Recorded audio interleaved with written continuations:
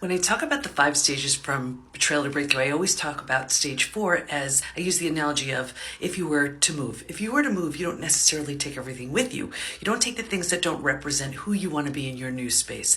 And this way, it gives you that opportunity of feeling that newness. And very often what happens is things that you've outgrown don't come along with you.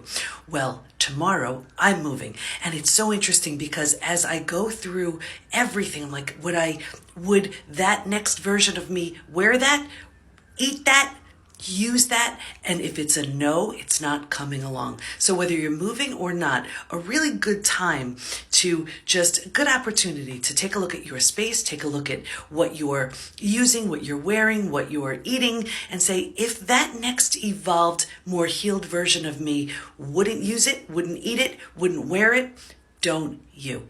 So hope that helps, and I'll fill you in on the move tomorrow.